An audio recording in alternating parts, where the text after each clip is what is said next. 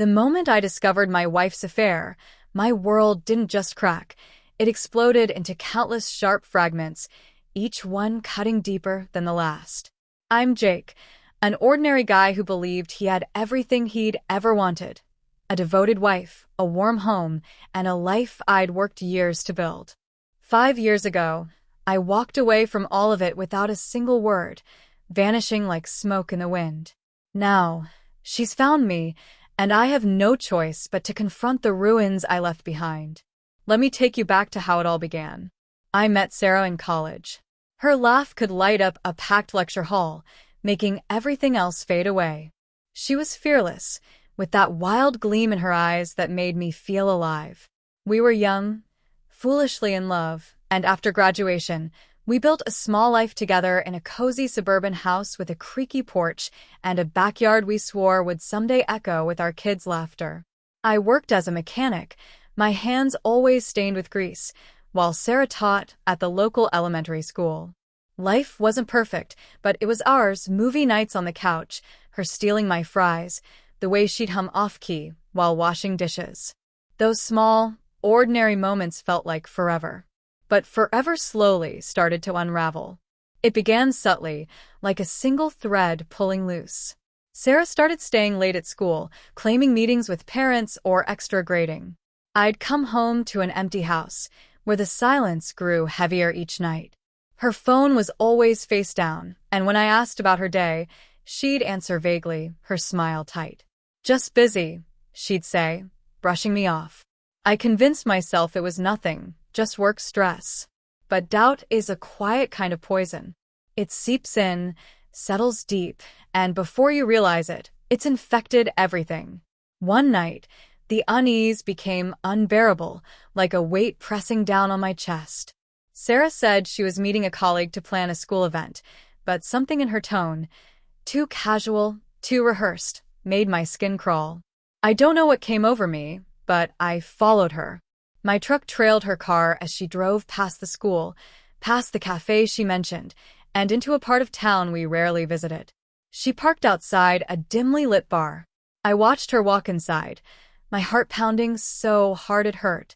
I sat there for nearly an hour, gripping the steering wheel, telling myself to leave, but I couldn't. When I finally pushed open the heavy bar door, the smell of stale beer hit me. And there she was, my Sarah, sitting in a corner booth, laughing with a man I'd never seen before.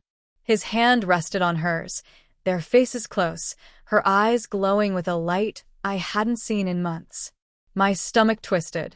For a moment, I couldn't breathe. I didn't confront her. I just stood there, invisible, watching my world collapse. Back home, I sat in the dark, replaying every moment of our marriage. Was it me? Was I not enough? The questions tore through me, but worse was the memory of her laughter, carefree with him, so unlike the strange smiles she gave me. When she finally came home, I could smell faint traces of his cologne on her clothes. I couldn't keep quiet anymore. "Sarah," I said, my voice trembling. "Where were you tonight?" She froze, her purse still in her hand. "I told you, I was with Lisa, planning the spring fair." "Don't lie to me." The words came out sharper than I meant. Her eyes widened. "I saw you at the bar with him." Her face crumpled, not with guilt, but defiance. "You followed me," she snapped. "You don't trust me?" "How could I?" I shouted, my voice breaking. "You were with another man," Sarah, laughing, touching him like I didn't even exist. She didn't deny it. She just stood there, lips tight, eyes glistening. "Jake, I didn't mean for it to happen," she whispered. "It was a mistake. I was lonely, and you were always working and—" "Don't." I cut her off, my chest heaving. "Don't make this my fault." I wanted to scream, to beg her to take it back, to make it untrue. But the truth was already out, raw, ugly, and unchangeable. I didn't sleep that night. By morning, I'd made my decision. I couldn't stay in that house. Not with walls that echoed lies, not in a life that no longer felt like mine. I packed a bag, left my wedding ring on the kitchen counter, and walked out. No note, no goodbye, just silence. I drove from Ohio to a quiet coastal town in Oregon, where no one knew me. Found work fixing boats, rented a one-room apartment, and tried to rebuild something out of the ashes. But the pain followed, a shadow I could never shake. For 5 years, I kept my head down, no social media, no calls home, no trace of the man I'd been. I thought I'd buried the past. Until last week. I was grabbing coffee at a small cafe when the door chimed, and there she was. Sarah. She stood in the doorway, pale, eyes locked on mine. She looked older, worn, like the years had weighed on her too. Jake, she said softly. I've been looking for you. My coffee cup burned my hand. Why? I managed to say, my throat tight. I needed to find you, she said, stepping closer, tears gathering in her eyes. I messed up.